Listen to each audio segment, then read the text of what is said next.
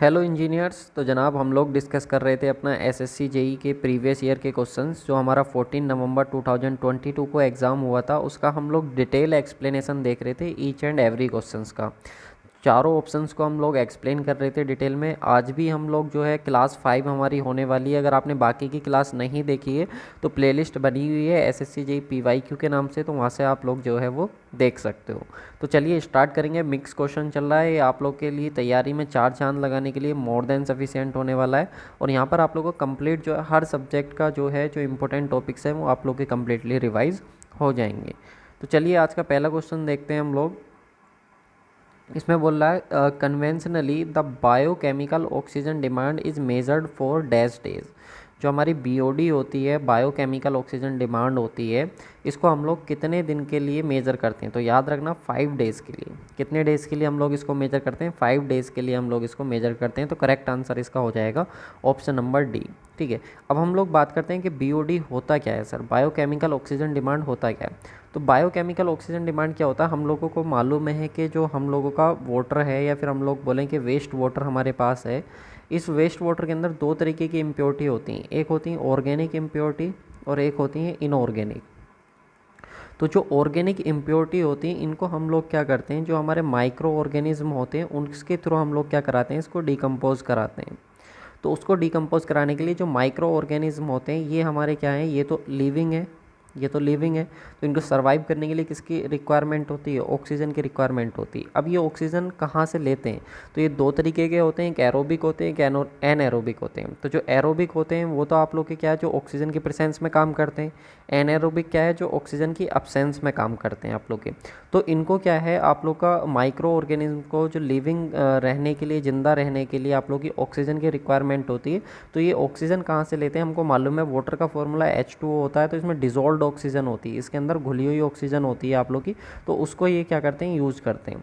तो organic matter को, organic impurities को डिकम्पोज करने के लिए माइक्रो ऑर्गेनिज्म को जितनी ऑक्सीजन की ज़रूरत होती है उसको हम लोग क्या बोलते हैं, अपना बीओडी बोलते हैं, बायोकेमिकल ऑक्सीजन डिमांड हम लोग उसको बोलते हैं। जनरली हम लोग इसको कैसे कैलकुलेट करते हैं, तो 5 डेज़ के लिए कैलकुलेट करते हैं।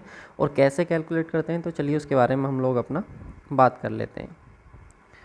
तो biochemical oxygen demand, the amount of oxygen required by bacteria to break down the organic matter present in the certain volume of sample. जो हमारे पास वाटर सैंपल है उसके अंदर जो ऑर्गेनिक मैटर प्रेजेंट है उनको ब्रेक डाउन, उनको डिकम्पोज करने के लिए जो बैक्टीरिया को ऑक्सीजन की ज़रूरत होती है उसको हम लोग क्या बोलते हैं, अपना बायोकेमिकल ऑक्सीजन डिमांड हम लोग उसको अपना बोलते हैं। इसको कैलकुलेट करा जाता है जनरली 3 to 5 डेज़, यानी कि 3 से 5 दिन के लिए हम इसको जो है कैलकुलेट करते हैं। और अगर हम लोग इसको कैलकुलेट करते हैं अपना 5 दिन के लिए, तो 5 दिन के लिए जो बीओडी कैलकुलेट करी जाती है वो 20 डिग्री सेंटीग्रेड पर करी जाती है। और जो आप लोग की 3 दिन के लिए बीओडी कैलकुलेट करी जाती है वो 27 डिग्री सेंटीग्रेड पर की जाती है। ये आप लोग ध्यान रखेंगे। नेक्स्ट हम लोग बात करें, clean water would have BOD value less than 5 ppm। जो आपका क्लीन वाटर होता है उसकी जो बीओडी होती है उसमें बायोलॉजिकल ऑक्सीजन डिमांड होती है वो लेस देन 5 ppm होती है, यानी कि 5 मिलीग्राम पर लीटर। ppm का मतलब क्या होता है, 5 milligram per litre. Whereas highly polluted water could have BOD value of 17 ppm और मोर। यानी कि जो हमारा पोल्यूटेड वाटर होता है, पोल्यूटेड मतलब जिसमें हमारा पोल्यूशन हो चुका है, पोल्यूट वाटर है, गंदा पानी है, उसके लिए अगर हम लोग बात करें बीओडी की तो वो कितनी होती है आप लोग की, equal to greater than 17 ppm। या फिर हम ये बोल सकते हैं कि 17 मिलीग्राम पर लीटर, इतनी हमें बीओडी की जो है ज़रूरत होती है। हम लोग कैसे कैलकुलेट करते हैं बीओडी को?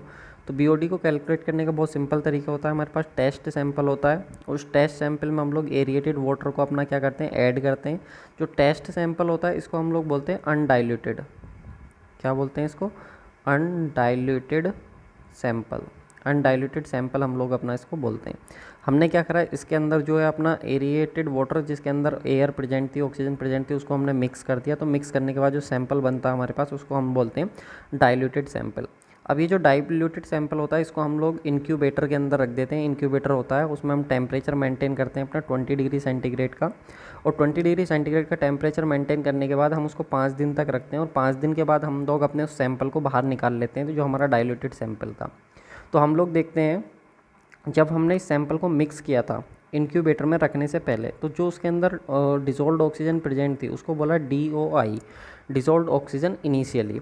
और इंक्यूबेटर से बाहर निकालने के बाद 5 दिन के बाद हमने टेम्परेचर क्यों मेंटेन करा 20, क्योंकि जो इसके अंदर माइक्रो ऑर्गेनिज्म थे वो क्या होते हैं, एक टेम्परेचर बढ़ने के साथ क्या होती है, उनकी जो काम करने की रेट होती है वो भी आप लोग की बढ़ जाती है। तो हम लोग यहाँ पर 20 डिग्री सेंटीग्रेड का टेम्परेचर अपना मेंटेन करके रखते हैं। फिर 5 दिन बाद जब हमने निकाला तो हमने देखा डिसॉल्व्ड ऑक्सीजन फाइनल, अब कितनी डिसॉल्व्ड ऑक्सीजन इसके अंदर प्रेजेंट है। तो जब हम लोग BOD निकालते हैं तो BOD 5 जो 5 डेज़ पे निकालते हैं at the rate of 20 degree centigrade, तो उसको निकालने का तरीका होता है dissolved oxygen initial minus dissolved oxygen final into dilution factor. अब डिसॉल्व्ड ऑक्सीजन इनिशियल और डिसॉल्व्ड ऑक्सीजन फाइनल, इनिशियली कितनी थी और फाइनली कितनी है। अब ये DF क्या है, तो DF होता है डाइल्यूशन फैक्टर। डाइल्यूशन फैक्टर का मतलब होता है volume of diluted sample upon volume of undiluted sample. जो अनडाइल्यूटेड सैंपल था उसका वॉल्यूम नीचे रखते हैं, जो डाइल्यूटेड सैंपल है उसका वॉल्यूम ऊपर रखते हैं, और यहाँ से हम लोग क्या निकाल लेते हैं DF। और फाइनली यहाँ से हमारी जो बायोकेमिकल ऑक्सीजन डिमांड है वो हमको पता लग जाती है एक यूनिट सैंपल के लिए। ठीक है, चलिए नेक्स्ट क्वेश्चन पर आते हैं हम लोग।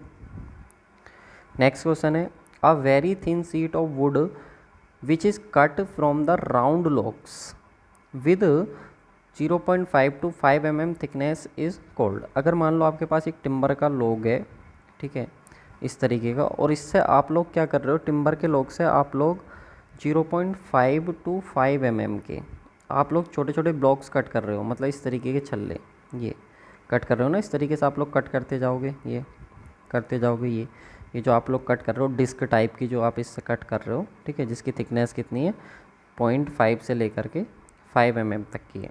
तो हमको बोल रहा है कि ये जो कट करे जाते हैं उसके जो वुड के, उसको हम लोग क्या बोलते हैं, जो थिन शीट होती है इनको हम लोग क्या बोलते हैं। तो आप लोग करेक्ट आंसर बताएंगे। बिल्कुल, जिन लोगों का भी आंसर ऑप्शन नंबर A है उनका बिल्कुल सही है, उसको हम लोग बोलते हैं विनीर। क्या बोला जाता है उसको, विनीर बोला जाता है। ठीक है, अब बात करेंगे चिप बोर्ड क्या होता है, फाइबर बोर्ड क्या होता है और ब्लॉक बोर्ड क्या होता है, इन सब के बारे में भी हम लोग बात कर लेते हैं। तो सबसे पहले विनीर के बारे में तो मैं आप लोग को बता ही चुका हूँ। जो आप लोग की वुड होती है या जो आप लोग का क्या होता है टिम्बर होता है, उस टिम्बर में से आप लोग क्या करते हो, इस तरीके के छल्ले टाइप्स के आप लोग क्या कर लेते हो, कट कर लेते हो, डिस्क टाइप के आप लोग उसमें से कट कर लेते हो, जिनकी थिकनेस जो रहती है वो 0.5 से 5 mm के बीच रहती है। क्लियर है, यूनिफॉर्म थिकनेस के ये होते हैं। साथ में ये आप लोग के बनाए जाते हैं जो एक्सपेंसिव वुड होती है ना, उनसे बनाए जाते हैं, जैसे कि वॉलनट हो गया, टीक हो गया, रोजवुड हो गया। तो ये बहुत महंगी मिलने वाली जो हैं वो लकड़ियाँ होती हैं, इनसे जो है ये आप लोग का बनाया जाता है। अच्छा, इसका यूज कहाँ पे करा जाता है, प्लाईवुड बनाने में, बैटन बोर्ड्स बनाने में, या फिर जो आपके लेमन बोर्ड्स होते हैं उनको बनाने में आप लोग का विनीर का क्या है यूज़ करा जाता है। नेक्स्ट आता है ब्लॉक बोर्ड। ब्लॉक बोर्ड क्या होता है, तो ब्लॉक बोर्ड जो होता है आप लोग का, ये आप लोग का स्ट्रिप ऑफ वुड कैसे बनता है, made up of strip of woods each not exceeding 25 mm width. इसमें क्या होती हैं, वुड की स्ट्रिप्स होती हैं, वुड की स्ट्रिप्स होती हैं, और वुड की जो स्ट्रिप्स होती हैं इनकी थिकनेस होती है 25 mm की। तो इनको कंबाइन करके जो हमारा बनाया जाता है उसको हम लोग बोलते हैं अपना ब्लॉक बोर्ड, उसको बोला जाता है। ये आप लोग की एक ग्लू की हेल्प से क्या होते हैं बनाए जाते हैं। अब ये आप लोग इसमें क्या विनीर्स का भी आप लोग यूज कर सकते हो, विनीर्स का यूज करके भी आप लोग जो है वो ब्लॉक बोर्ड्स को जो है वो बना सकते हो। ठीक है, चिप बोर्ड की बात करें, चिप बोर्ड क्या होता है, तो चिप बोर्ड जो होता है आप लोग का मैन्युफैक्चर करा जाता है वुड चिप्स से। वुड चिप्स क्या होते हैं, तो आपने देखा होगा जब आप लोगों की लकड़ी काटी जाती है तो उससे कुछ बारूदा बोलते हैं उसको, वो बाहर निकल के आता है। जब काटते हैं तो एक वेस्ट होता है ना जो बाहर निकल के आता है, तो उसको हम लोग बोलते हैं वुड चिप्स। या फिर आप क्या करो, वुड को जब काटोगे तो छोटे छोटे छिलके हो जाते हैं उसके वुड के, तो उसको हम लोग वुड चिप्स बोलते हैं। तो वुड चिप्स हो गया आपका, या फिर सो मिल शेयरिंग हो गया, सो डस्ट हो गया, सिंथेटिक रेजिन हो गया, या फिर अदर सुटेबल बाइंडर्स हो गए। तो उन सब का यूज़ करके हम लोग क्या बनाते हैं, चिप बोर्ड बनाते हैं। चिप बोर्ड मतलब जो चिप्स का यूज़ करके बनाया जाए, सिंपल सा आप लोग का है। चिप्स वो नहीं, खाने वाला नहीं, इस चीज़ को ध्यान रखना। जो वुड का वेस्ट होता है उसको चिप्स बोलते हैं। अब ये आप लोग का क्या होता है, चीपर भी होता है, डेंसर भी होता है, और मोर यूनिफॉर्म भी होता है देन कन्वेंशनल वुड और प्लाईवुड। जो आपकी प्लाईवुड होती है या कन्वेंशनल वुड होती है, जो ट्रेडिशनल वुड होती है, उनके कंपैरिजन में ये यूनिफॉर्म भी होता है, साथ में डेंसर भी होता है और सस्ता भी होता है। तो इसलिए चिप बोर्ड का बहुत ज़्यादा यूज करा जाता है। नेक्स्ट बात करें हम लोग फाइबर बोर्ड की, तो फाइबर बोर्ड जो होता है आप लोग का, इसको हम लोग बोलते हैं प्रेस्ड बोर्ड। क्या बोलते हैं इसको? प्रेस बोर्ड या फिर रिकंस्ट्रक्टेड वुड हम लोग इसको बोलते हैं। प्रेस्ड वुड या फिर हम लोग इसको रिकंस्ट्रक्टेड वुड हम लोग इसको बोलते हैं। मतलब इसको दोबारा से बनाया जाता है, या फिर जो हमारे पास रिजिड वुड्स होती हैं,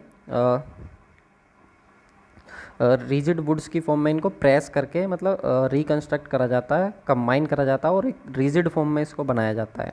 ठीक है, कैसे बनते हैं ये? तो जो एग्रीकल्चर के फाइबर्स हो गए या वुड के फाइबर्स हो गए, तो उनका यूज़ करके इसको बनाया जाता है।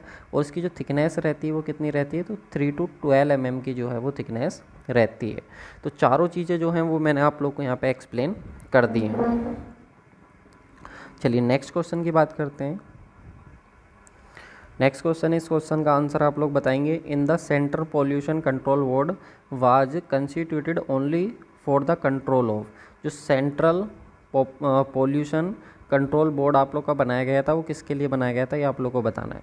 ये मैंने आप लोगों को, अगर आपको ध्यान हो तो मैं लास्ट लेक्चर में इसको कवर कर चुका हूँ, अगर आपको थोड़ा भी ध्यान हो तो मैंने आप लोगों को बताया था जो सेंट्रल पोल्यूशन कंट्रोल बोर्ड होता है आप लोग का, ये किसके लिए होता है? ये इनिशियली तो बनाया गया था, स्टार्टिंग में तो बनाया गया था वाटर पोल्यूशन को कंट्रोल करने के लिए। वाटर पोल्यूशन को कंट्रोल करने के लिए कब बनाया गया था? तो ये भी मैंने आप लोगों को बताया था 1974 में आप लोग का ये बनाया गया था। ठीक है, फिर उसके बाद जो 1981 में आप लोग का इसने क्या करा, जो एयर पोल्यूशन है इसको भी कंट्रोल करने के अपने जो कैसे उसको कंट्रोल करेंगे, उसके फंक्शंस, उसको पावर्स वगैरह, वो सारी जो है वो भी इन्होंने जारी करना शुरू कर दिया था 1981 से। तो central pollution control board starting में किसके लिए बनाया गया था? वाटर पोल्यूशन के लिए। तो करेक्ट आंसर हो जाएगा आप लोग का ऑप्शन नंबर बी। तो जिन लोगों ने भी आंसर ऑप्शन नंबर बी को सिलेक्ट करा है उनका बिल्कुल सही है। ठीक है, मैंने आपको बता ही दिया सेंट्रल पोल्यूशन कंट्रोल बोर्ड्स क्या होता है। ये आप लोग का also promotes the cleanness of streams, wells, जो कुएँ होते हैं, जो नदियाँ होती हैं, उनको कैसे क्लीन करें और कैसे उनको क्या है उन एरिया को प्रिवेंट करें, कंट्रोल करें, रिडक्शन ऑफ वाटर वगैरह जो होता है, जो आपका जो एरिया है जहाँ पे पानी प्रेजेंट है उनमें जो है पोल्यूशन को कैसे कंट्रोल करें, कैसे प्रिवेंट करें, उसको लेकर के भी आप लोग का गाइडलाइंस जारी करता रहता है। किसके अंदर आता है? तो ministry of environment, forest and climate change के अंदर आता है। क्वेश्चन ये भी पूछा जा सकता है कि सीपी जो होता है, सेंट्रल पोल्यूशन कंट्रोल बोर्ड जो होता है, वो किसके अंदर आता है? तो ministry of environment, forest and climate change के अंदर आप लोग का ये आता है।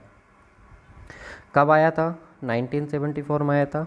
1981 से इसने जो है अपना एयर पोल्यूशन कंट्रोल बोर्ड जो है उसको भी अपना बनाना शुरू कर दिया था। एक और चीज़ आती है, एक और टेक्निकल टर्म है water quality monitoring. Water quality monitoring क्या होता है? वाटर क्वालिटी मॉनिटरिंग का मतलब होता है जो क्वालिटी होती है आप लोग की, वाटर की क्वालिटी को मैनेज करना जो कहलाता है वो आप लोग का क्या कहलाता है? वाटर क्वालिटी मॉनिटरिंग आप लोग का कहलाता है। ये और आपको ध्यान रखना है। ठीक है, चलिए नेक्स्ट क्वेश्चन पे आते हैं। लास्ट क्लास पे कमेंट आया था एक स्टूडेंट का, सर आप ज़्यादा एक्सप्लेन कर रहे हो, नंबर ऑफ़ क्वेश्चंस भी कवर कीजिए। तो मैंने कहा चलो ठीक है, उसका भी ध्यान रखा जाएगा। साथ में मैं आप लोगों को बता दूं, अगर आप लोग जो है एसएससी जेईई की तैयारी कर रहे हो 2023 की, तो अभी भी आप लोग के पास काफ़ी टाइम है, आप प्रिपेयर कर सकते हो। हमारा बैच चल रहा है लक्ष्य 2.0 बैच। ठीक है, इससे पहले हमारा लक्ष्य बैच आया था 2022 के लिए, उसकी सफलता के बाद हम लोग लेके आए लक्ष्य 2.0 एसएससी जेईई 2023 के लिए।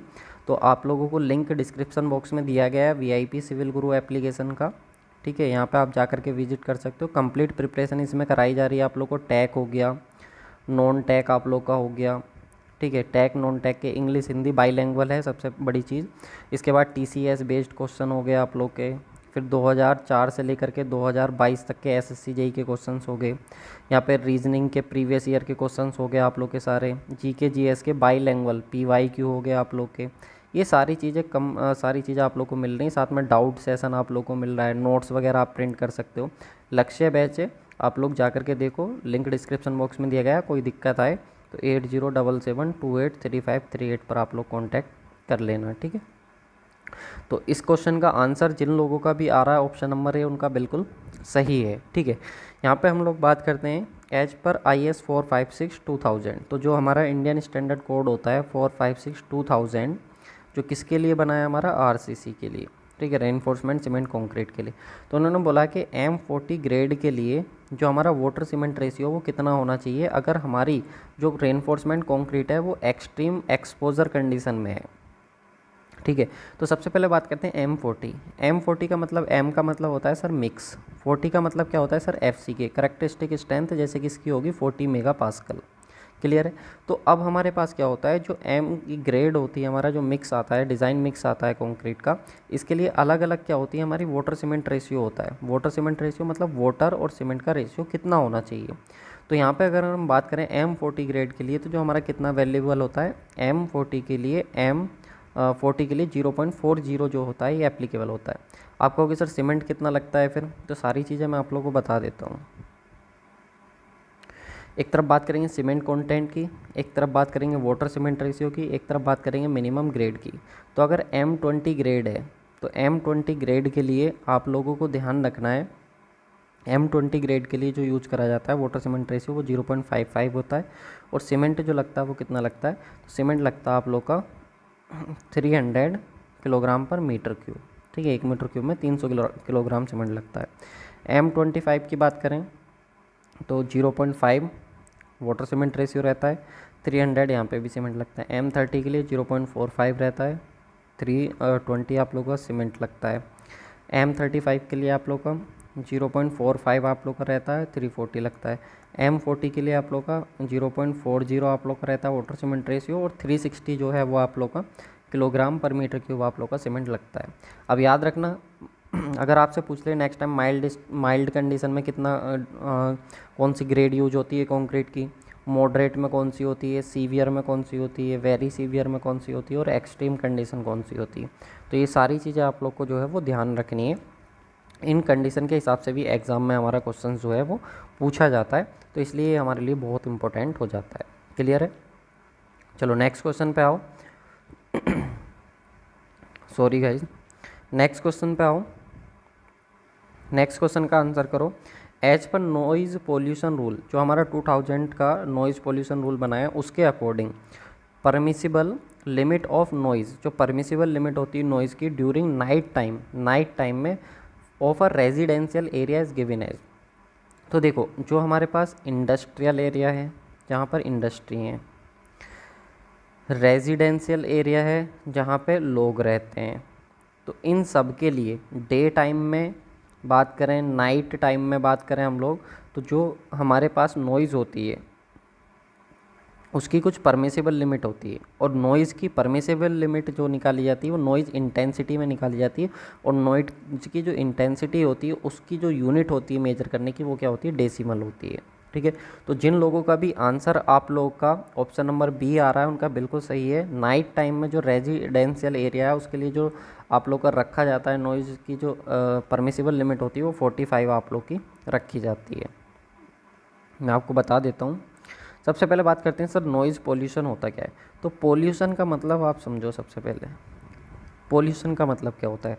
पोल्यूशन का मतलब होता है जब भी मान लो कोई भी एक चीज़ है, सपोज एयर है, एयर आपकी फिक्स्ड कंपोजिशन से मिलकर बनी हुई, ऑक्सीजन भी है, कार्बन डाइऑक्साइड भी है, नाइट्रोजन भी है, और अदर गैसेज भी हैं, ये सब आप लोग की एयर में क्या है, प्रेजेंट है, और सब फिक्स्ड रेशियो में प्रेजेंट है।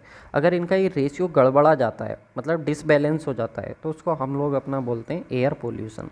वैसे ही क्या होता है नॉइज़ पोल्यूशन। नॉइज़ पोल्यूशन को क्या है, एक इंटेंसिटी है नॉइज़ की जहाँ तक लोग सहन कर सकते हैं, अगर उससे ज़्यादा होती है तो उसको हम लोग उसको पोल्यूशन में जो है अपना काउंट कर देते हैं। ठीक है, तो सबसे पहले हम लोग बात करेंगे अपना इंडस्ट्रियल एरिया, और एक हम बात करेंगे रेजिडेंशियल एरिया, क्योंकि ये ही दो इंपॉर्टेंट होते हैं जो एग्जाम में बहुत ज़्यादा पूछे जाते हैं। तो इंडस्ट्रियल एरिया में बात करें तो डे टाइम की जो लिमिट होती है आप लोग की वो 75 तक होती है, और नाइट टाइम की बात करें तो 70 तक होती है। 5 का अंतर है बस। ठीक है, यहाँ पे अगर हम बात करें कॉमर्शियल एरिया की, कॉमर्शियल एरिया में डे में 65 होती है, और जो आप लोग का नाइट होता है उसमें कितनी होती है आप लोग की 55 होती है। यहाँ पे 10 का अंतर है। रेजिडेंशियल एरिया में बात करें तो 55 45, यहाँ पे भी 10 का अंतर है। अगर आप लोगों से डे टाइम में पूछा है तो 55, नाइट टाइम में पूछा है तो 45। अभी क्वेश्चन में हमसे नाइट टाइम में पूछा है। साइलेंस जोन जहाँ पे है वहाँ पे 50 डेसिमल होगा डे टाइम में, और 40 डेसिमल होगा नाइट टाइम में। ठीक है, तो आप कोई भी एक याद कर लो, डे वाली या नाइट वाली, और ध्यान रखना ऑलमोस्ट सब में कितने का अंतर होता है। नाइट में 10 10 हम उसको माइनस कर देते हैं, 10 10 क्या कर देते हैं, माइनस कर देते हैं। तो इसको आप लोग याद कर लो, बहुत ईजी है, नीचे से याद कर लेना आप इसको। साइलेंस है, रेजिडेंशियल है, कॉमर्शियल है और इंडस्ट्रियल है। SCRI करके याद कर लेना, 50 55 65 75, ठीक है। यहाँ पे 5, यहाँ पे 10, यहाँ पे भी 10, ठीक है। ये आप लोगों का किसके लिए, डे के लिए। नाइट के लिए इसमें से 10 10 माइनस कर देना, इधर 40 आ जाएगा, इधर 45, इधर 55 आ जाएगा, इधर आप लोग का 70 आ जाएगा। तो ऐसे करके आप इसको टेबल अपना बना सकते हो। इंडस्ट्रियल रेजिडेंशियल के लिए जो है आप लोग का ये मेन है, दो चीज़ें जो हैं बहुत इंपॉर्टेंट है। नेक्स्ट क्वेश्चन पे आते हैं। नेक्स्ट क्वेश्चन क्या बोल रहा है हमको, नेक्स्ट क्वेश्चन है for measurement of vertical angle through theodolite. जो हमारे पास थियोडेलाइट है उसकी हेल्प से हमको वर्टिकल एंगल मेजर करना है, ठीक है। तो यहाँ पे बोल रहा है the instrument should be levelled with reference to. जो इंस्ट्रूमेंट लेवल करा जाएगा टू द डैश बबल, किसके रेस्पेक्ट में आप लोग का जो है उसको बैलेंस करा जाएगा, जो लेवल करा जाएगा आप लोग का बबल को, एंड द डैश क्लैम्प। और वो कौन सा क्लैम्प होगा, that is use to rotate the telescope in vertical plane. Vertical plane में आप लोग का कौन सा जो है वो टेलीस्कोप जो है रोटेट करेगा, क्लैम्प कौन सा क्लैम्प जो है वो रोटेट करेगा। तो देखो सबसे पहले तो हम बात करें थियोडेलाइट की। थियोडेलाइट क्या होता है, एक इंस्ट्रूमेंट होता है जिसकी हेल्प से आप लोग horizontal angle as well as vertical angle दोनों मेजर कर सकते हो। साथ में डिस्टेंस को भी मेजरमेंट कर सकते हैं हम इसकी हेल्प से। याद रखना, हॉरिजॉन्टल एंगल और वर्टिकल एंगल और डिस्टेंस को मेजर कर सकते हैं। अब अगर हम बात करें वर्टिकल एंगल को, तो वर्टिकल एंगल को मेजर करने की बात कर रहा है तो सबसे सिंपल सी बात है, वर्टिकल एंगल को मेजर करने की बात कर रहा है तो हमारा इसमें जो यूज होगा वो क्या यूज होगा, वर्टिकल सर्किल। क्या यूज होगा, वर्टिकल सर्किल। तो अगर आप लोग थोड़ा सा भी इसके बारे में नॉलेज है तो वर्टिकल सर्किल आप देखते हो और आंसर टिक कर देते हो ऑप्शन नंबर सी, क्योंकि बाकी में तो देखो प्लेट की बात कर रहा है और वर्टिकल सर्किल यहाँ पे आप लोग को आ जाएगा, ठीक है। और साथ में जो आपका लेवल है, जो लेवल है बबल है, उसको जो आप लेवल करोगे वो किसके रेस्पेक्ट में, एल्टीट्यूड के। क्यों, क्योंकि आप वर्टिकल एंगल को मेजर कर रहे हो तो जो एल्टीट्यूड वाला आप लोग का बबल है उसको बैलेंस करोगे और वर्टिकल सर्किल की हेल्प से आप लोग जो है अपना जो है वो टेलीस्कोप से आप रीडिंग लोगे, टेलीस्कोप से आप देखोगे और आपका जो है रीडिंग आप ले लोगे। कैसे, हॉरिजॉन्टल प्लेन होगा, टेलीस्कोप से आप लोग देखोगे इस पॉइंट को, तो ये आप लोग को जो एंगल दे देगा वर्टिकल एंगल आप लोग को दे देगा, ये किसी हाइट पे प्रेजेंट होगा। सही है। इसके बारे में थियोडेलाइट के बारे में अगर हम पूरा डिस्कस करने लगे तो बहुत टाइम जाएगा, तो इसलिए मैं ज़्यादा इसके बारे में डिस्कस नहीं कर रहा हूँ। इस चीज़ का आप लोग ध्यान रखना, बस ये ध्यान रखो थियोडेलाइट दो तरीके का होता है, ट्रांजिट होता है, एक नॉन ट्रांजिट होता है। ट्रांजिट थियोडेलाइट जिसकी टेलीस्कोप जो होती है वो आप लोग की 180 डिग्री रोटेट कर जाती है।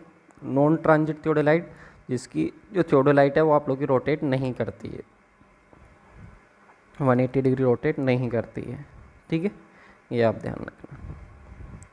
180 था ना या 360 था, 180 360 यार, थोड़ा सा कन्फ्यूज़न हो गया इसमें। 180 मतलब ऐसा होता है, टेलीस्कोप ऐसे होती है, तो 90 ऐसे और 90 ही ऐसे, या फिर ऐसे, हाँ 180 होता है शायद। यार एक बार कन्फ्यूजन है, आप लोग कमेंट कर देना अगर, ठीक है। थोड़ा सा कन्फ्यूजन हो गया इसमें। नेक्स्ट आता है, next question, which of the following relationship represent the hydrological cycle. Hydrological cycle को इनमें से कौन सा जो स्टेटमेंट है वो रिप्रेजेंट करता है, आपको ये बताना है। हाइड्रोलॉजिकल साइकिल जिसको हम लोग वाटर साइकिल भी बोलते हैं, ये ध्यान रखना। कोई भी साइकिल का मतलब होता है जहाँ से वो शुरू हुई है वापस कंप्लीट होनी चाहिए, ठीक है। तो उसी को तो हम लोग साइकिल बोलते हैं अपना।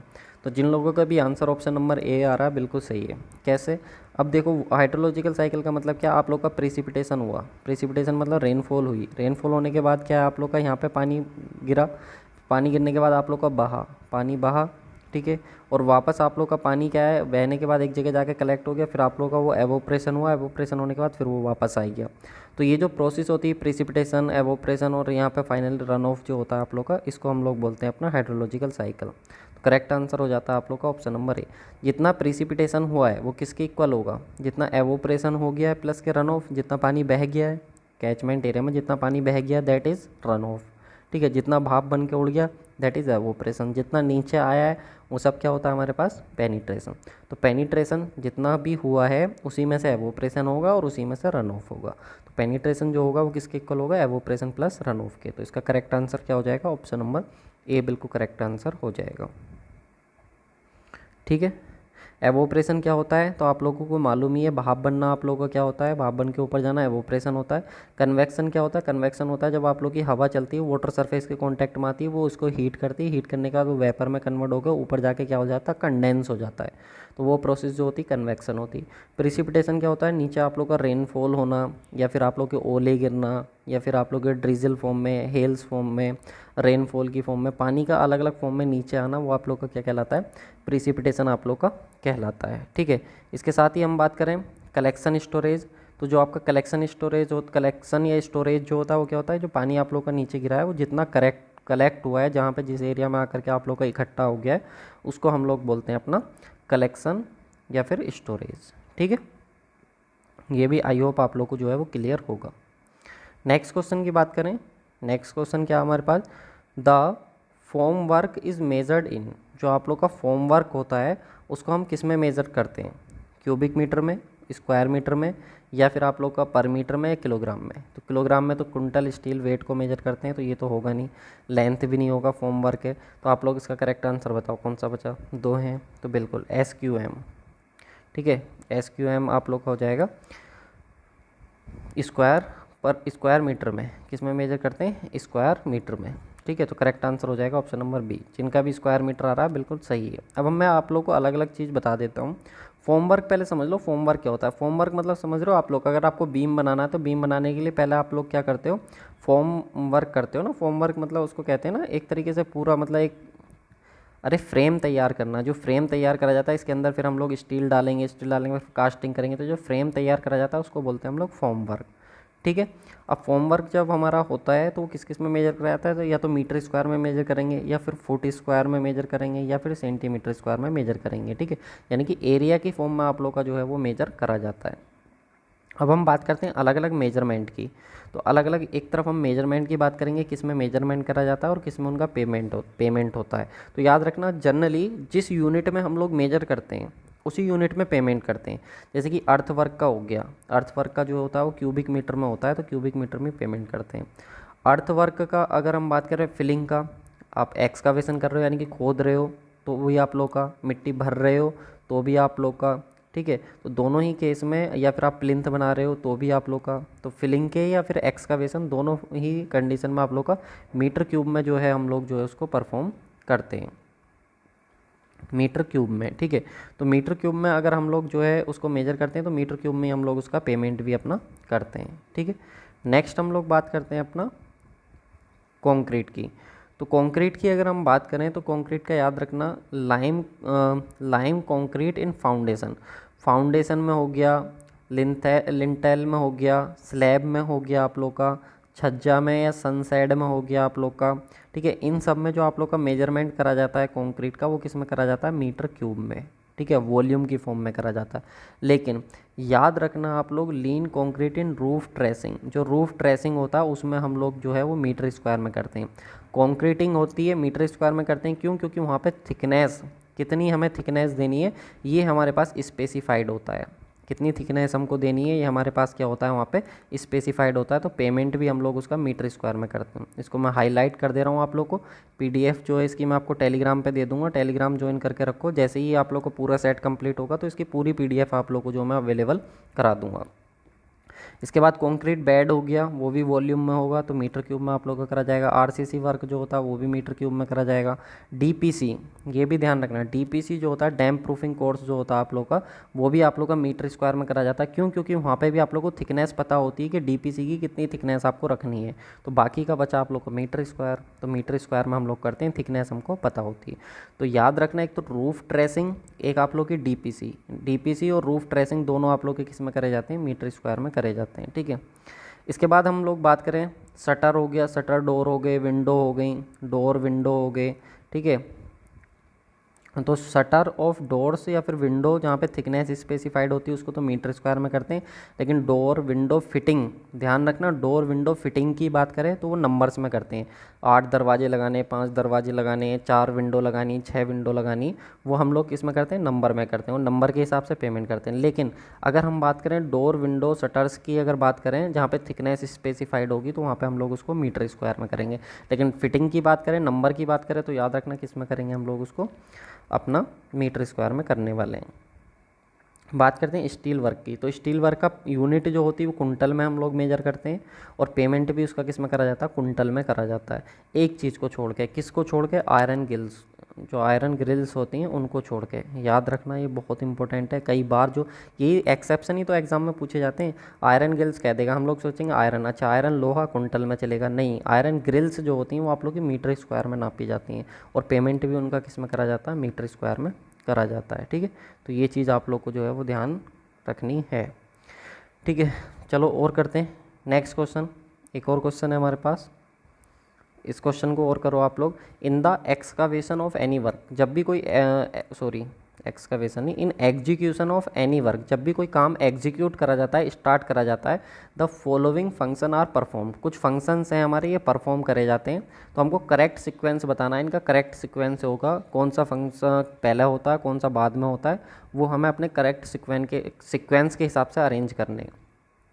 तो देखो, क्या कॉलिंग टेंडर, टेंडर वाले को बुलाओगे पहले, सुपरविज़न करोगे पहले, या फिर फाइनल बिल पेमेंट कर दोगे कॉन्ट्रैक्टर का, रनिंग बिल देखोगे, एस्टिमेटिंग करोगे, स्पेसिफिकेशन करोगे, या फिर रिटर्न करोगे अर्नेस्ट मनी को, फिक्सिंग अप वर्क एजेंसी, जो वर्क एजेंसी है आप लोग की उसको पहले फिक्स करोगे, या फिर सबसे पहले शेड्यूल चेक करोगे, रेट क्या चल रहा है मार्केट में किसी भी काम को करने से पहले। तो पहले क्या करोगे सबसे पहले, तो देखो अगर तुम्हें इसमें से कोई भी चीज़ पता है, जैसे कि मेरे को इसमें पता है कि अर्नेस्ट मनी जो होती है वो मनी होती है जो आप लोग का काम करने के बाद रिटर्न करी जाती है, यानी कि कुछ सिक्योरिटी मनी, जैसा आप ठेकेदार है, ठीक है, उसने अपना घर बनाने का ठेका लिया, तो उससे आप कुछ पैसा ले लोगे और सिक्योरिटी मनी की तरह उसको रख लोगे। जब वो आपका घर बना देगा टाइम से, तो आप उसको क्या कर दोगे, रिटर्न कर दोगे।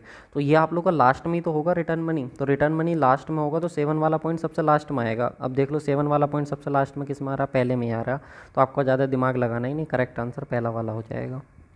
समझ रहे हो कितना ईजी हो गया। तो सबसे पहले देखो आप चेक करोगे, फिर भी आप देख लो, सबसे पहले आप चेक करोगे शेड्यूल क्या चल रहा है, रेट क्या है आप लोग का मार्केट का, किस सामान का कितना रेट चल रहा है। जब रेट आप लोग को पता चल जाएगा, तो आप स्पेसिफाई करोगे कि क्या क्या चीज़ें आप लोग को लगानी है, क्या क्या चीज़ें नहीं लगानी, उसमें से आप उसको डिफाइन कर दोगे, स्पेसिफाई कर दोगे। स्पेसिफाई करने के बाद आप लोग एस्टिमेट करोगे कि कितना आप लोग का खर्चा आ रहा है। एस्टिमेशन आप लोग तैयार कर लो। एस्टिमेशन तैयार करने के बाद आप बुलाओगे टेंडर वाले को कि हाँ भाई बताइए ये काम होना आप लोग का, तो वो अपना जो है वो काम करके देगा आप लोग को। काम करने के बाद क्या है, आप लोग टेंडर वो ले लेगा, फिर टेंडर लेने के बाद आप लोगों का काम कराना शुरू करेगा वो, तो आप लोग का जो है वो काम कराएगा कि जिससे उसको काम कराना है। काम जब हो जाएगा तो आप लोग क्या करोगे, उसका सुपरविज़न चेक करोगे कि काम आप लोग का प्रॉपर तरीके से हुआ है या नहीं हुआ। जब प्रॉपर तरीके से हो जाएगा तो आप लोग अपना बिल वगैरह देखोगे, रनिंग करोगे, बिल वगैरह क्या चल रहा है, उसका बिल वगैरह का पेमेंट आप लोग कर दोगे। फिर आप लोग थर्ड थर्ड उसके बाद जाओगे आप लोग, जो कॉन्ट्रैक्टर का फाइनल बिल है, जो बचा कुचा बिल है, वो भी आप लोग जो है उसको फाइनली पे कर दोगे, और लास्ट में उसकी जो अर्नेस्ट मनी है वो भी आप लोग उसको दे दोगे। ठीक है, तो ये आप लोग का जो है प्रॉपर प्रोसीजर होने वाला है। ये आप लोग का एस्टिमेशन एंड कॉस्टिंग का है, अच्छा है, आप लोग ध्यान रखना। शेड्यूल रेट क्या होता है, स्पेसिफिकेशन, एस्टिमेटिंग, कॉलिंग, टेंडर, ये सब मैं आप लोग को जो है रिटर्न में दे दूंगा, आपको ध्यान रखना है। ठीक है, रनिंग बिल्स का मतलब होता है जो बिल सबमिटेड हुआ है on monthly basis by work done monthly basis पे कहते हैं ना कि 1 महीने पे इतने पैसे दे देंगे कॉन्ट्रैक्टर को, 2 महीने पे इतने दे देंगे, 3 महीने पे, तो वो मंथली वाला जो होता है वो आप लोग का रनिंग बिल के हिसाब से आप लोग का होता है। ठीक है, ये आपको ध्यान रखना है। शेड्यूल रेट्स भी मैंने आपको बता ही दिया, वर्क एजेंसी फिक्सिंग होता है आप लोग का। ठीक है, ये सारी चीज़ें जो हैं आप लोग को वो ध्यान रखनी है। बाकी के क्वेश्चन जो है हम लोग नेक्स्ट वीडियो में करेंगे। वीडियो अगर आप लोग को अच्छा लगा हो तो प्लीज़ यार लाइक कर दो, कमेंट करो यार, कमेंट करते हो तो यार अच्छा लगता है, मतलब मोटिवेशन आता है कि हाँ आप लोग के लिए और वीडियोस बनानी है। आप लोग शेयर करो, सपोर्ट करो यार, इतनी मेहनत करने के बाद भी इतने कम व्यूज़ आते हैं तो थोड़ा सा यार मतलब फ़ील होता है कि यार इतनी मेहनत कर रहे हैं उसके बाद भी व्यूज़ नहीं आ रहे हैं, तो थोड़ा सा लगता है। तो प्लीज़ यार आप लोग शेयर करो, अपने फ्रेंड्स तक वीडियोज़ को पहुँचाओ ताकि वो भी आप लोग फ़ायदा ले सकें, आप भी इन वीडियोज़ का फ़ायदा लो। देखो सिलेक्शन तो उसी का होगा जो मेहनत करेगा, अगर आप लोग करोगे तो आपका भी होगा, आपका दोस्त करेगा तो उसका भी होगा, तो उसकी चिंता मत करो कि यार कि अब दोस्त को शेयर कर देंगे तो वो भी सिलेक्शन ले लेगा, ऐसा नहीं। हेल्प करो, हेल्पिंग नेचर होना चाहिए, आप दूसरों की हेल्प करोगे तो आपकी भी कोई ना कोई हेल्प करेगा। तो thank you so much for watching this video.